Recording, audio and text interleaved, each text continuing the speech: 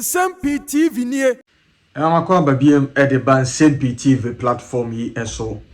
Now, one topical issue I generated a lot of commentary for the year 2020-2019 was the international global scandal via Ebetuja regarding Airbus. Yes, Airbus scandal. Company here in him say aeroplane home, Jumedi and Omudi on providing aircraft near there. Quite a far so it you bribes. Eddie man penny phone could die. Leading a year ministers, I feel so presidents, prime ministers across the length and breadth of the globe. And no one should mu and the United States Department of Justice. And I feel so United Kingdom also serious fraud office for etina si ye hwehwemu na hwehwemu no beto dwa no Airbus fu ye de kwadu bo mo gitum say they are going to pay damages in excess of 3.9 billion US dollars. Na Ghana as usual ye bo my Ghana di wo mu ema scandal yi before for my Ghana ema the name of the nation came to disrepute. Na sabre no mampanya na oti egwaso na friend say John Dramani Mahama ne ho eba nsanse bi mu ebeto dwa say during the bribery allegations no official be e Ghana ha na oka ho during the investigations. That official was named government official 1. And by you e be say you know and this for say you know and people for say you know any the office of the special prosecutor and the detailed findings from the US State Department of Justice and office you kidie ababetuga finally government official 1 and office no individual numbered 1 ninyina is pointed to one person nipa no ene John Dramani Mahama yentie full report na ababetuga no established through independent inquiry the identity of the subjects of the investigation, though the UK and US courts muffled their identities. We deem it necessary to reveal the identity of some of the individuals owing to the very heightened public interest in the fact that the conduct of Airbus was held by the UK and US courts to be aimed at courting undue favor and advantage from Ghanaian public officials and an elected high government official in the sale of C-29 aircraft to Ghana, and the persons held to be closely associated with or the conduit of the courting of such undue favor and advantage.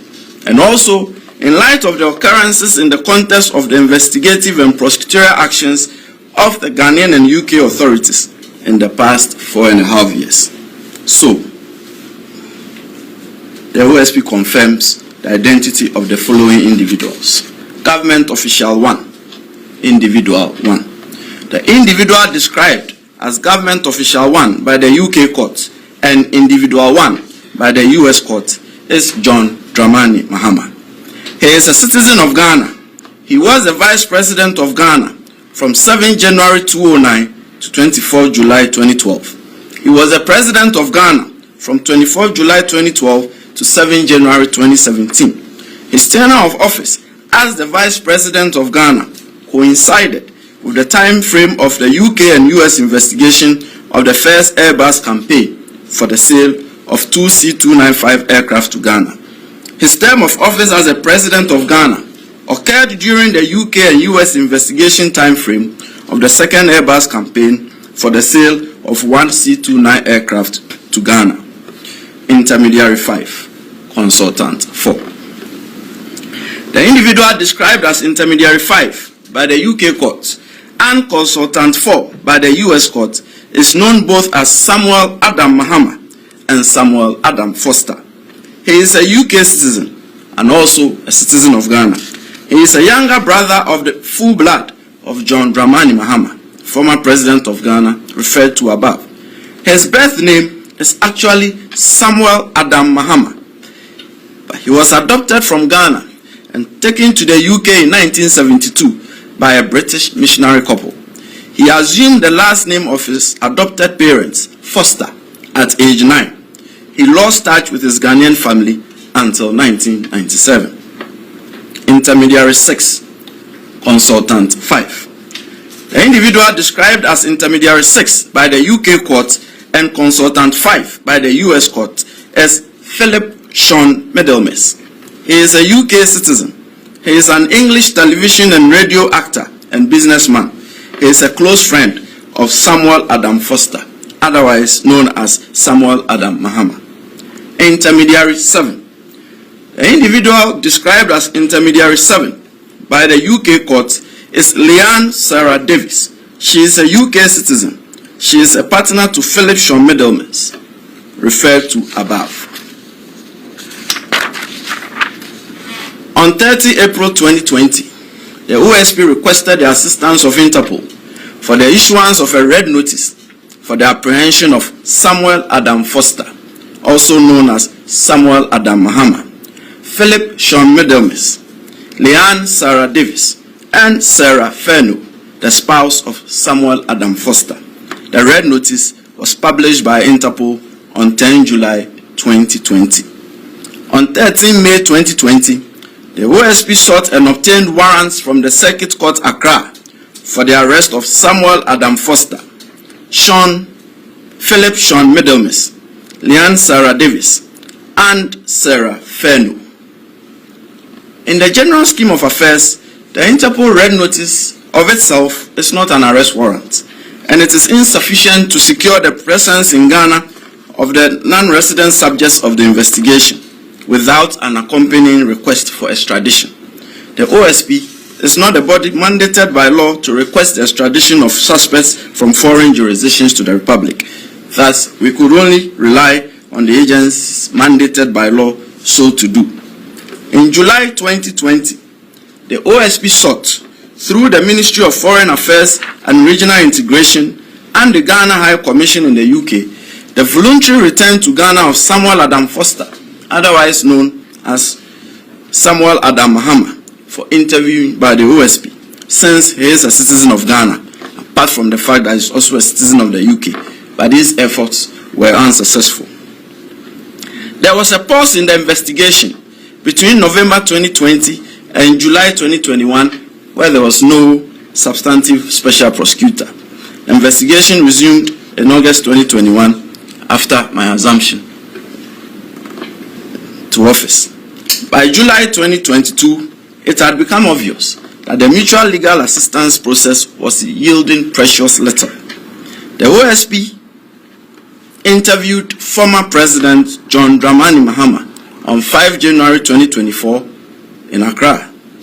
On its own, the OSP located and interviewed Samuel Adam Foster, Philip Sean Middlemas, Leanne Sarah Davis, and Sarah Fenno outside Ghana in March 2024 in the presence of their counsel.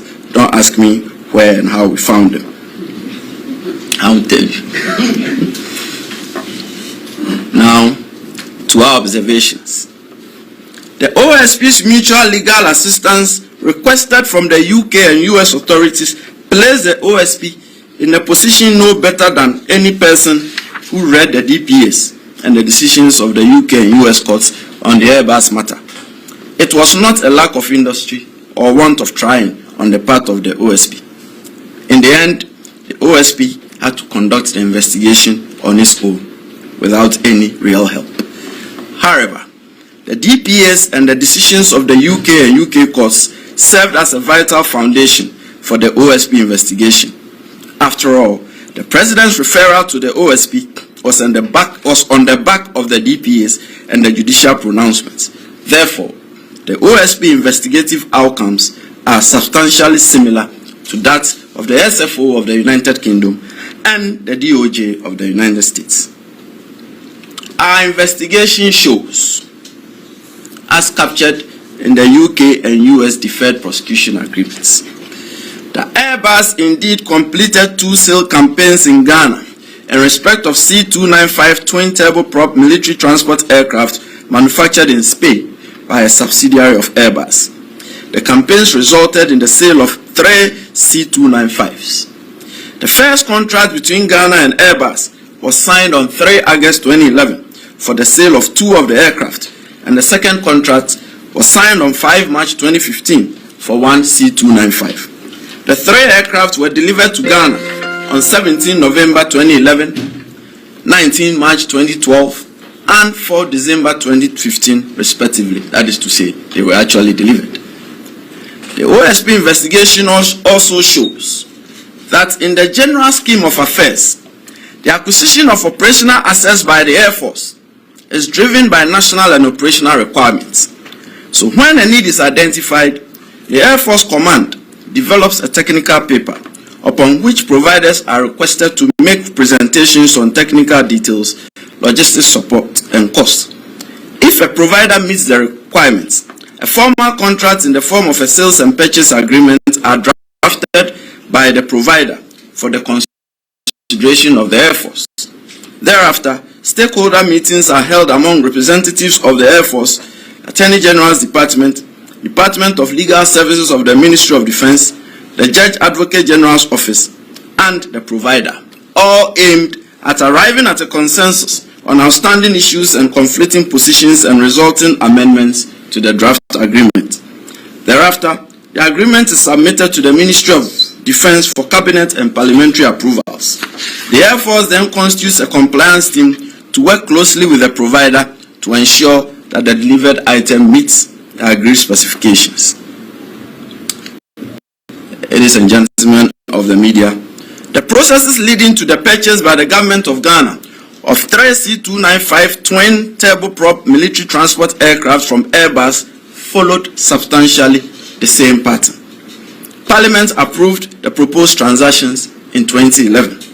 In accordance with the laws of Ghana, in the estimation of the OSP, there was nothing remarkable about the deal, and it certainly would not have found its way in the UK and US deferred prosecution agreements and made headlines around the world, but for the involvement of former President John Dramani Mahama and his younger brother of the full blood, Samuel Adam Foster, also known as Samuel Adam Mahama, and his associates, as recounted in the UK and US deferred prosecution agreements.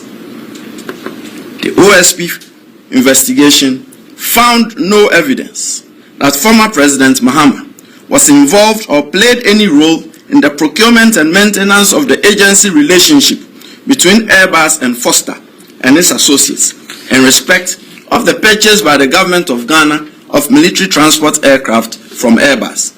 And it appears to the OSP that the direct communications and meetings between former President Mahama and officials of Airbus to close the deal were actuated by good intentions on the part of the former president. It also appears that Foster and his associates became involved as intermediaries in the Airbus Ghana deal after the decision by the government of Ghana in preference of the C-295 aircraft. Therefore, it seems that Foster's Airbus intermediary role at the time his brother served as the vice president of Ghana was a case of luckless coincidence that attracted the disapproval of the UK and US authorities. The OSP found no evidence that suggests that the involvement of Foster as an intermediary of Airbus and the direct communications and meetings between former President Mahama and officials of Airbus to close the deal between Airbus and the government of Ghana amounted to any corruption and corruption-related offense in respect of which the OSP has a mandate. However, it ought reasonably to have occurred to former President Mahama and the government of Ghana that the familiar relationship between former President Mahama and Foster and the direct participation by former President Mahama in the communications and meetings with Airbus officials were bound to raise reasonable suspicions of improper conduct and dealings, notwithstanding any claims to good faith conduct and above-board dealings, especially in light of the fact that during the first Airbus campaign, former President Mahama was the chairman of the Armed Forces Council by reason of his position as the vice president and therefore a very key decision maker. Such close proximity dealings by such elected high officials of the Republic and their kin and close associates on behalf of the Republic should neither be viewed favorably nor encouraged, as they give rise to reasonable suspicion of influence peddling and conflict of interest, never mind any intended good faith on the part of the vice president or the president. Then again, the direct participation of the President and the Vice President on behalf of the Republic in commercial communications and meetings with commercial entities should not be encouraged either, as they expose these elected high officials to the specter of the slightest hint of perceived corruption that may attend international business transactions. The President and the Vice President should be insulated from such direct commercial dealings. Indeed, it seems to the OSP that the only reasons why the Airbus Ghana deal found its way into the UK and US DPAs were the fact that former President Mahama and Samuel Adam Foster were brothers of the full blood, and that former President Mahama directly participated in commercial communications and meetings with Airbus officials. This is because, and here, without seeking to critique the UK and US deferred prosecution agreements, the OSP found no evidence, circumstantial or direct, which suggests that Foster and his associates were actually paid bribes, and which bribes were to be transmitted to former President Mahama, and that the bribes were actually paid to former President Mahama. Indeed, to all intents and purposes and objectively viewed, an agency relationship existed between Airbus and Foster and his associates, by which Foster and his associates acted as business partners of Airbus in respect of the Airbus Ghana deal, and under which Foster and his associates were to be remunerated success-based commission payments. I'm a Kwauman, so expect that. This was a typical arrangement instituted by Airbus, by which it contracted third parties as business partners to increase its international footprint and to assist it in winning sales contracts in numerous jurisdictions. On this basis, when Airbus made a successful sale of aircraft, it will ordinarily pay a business partner a commission-based percentage value of the sale or a fixed amount of the aircraft.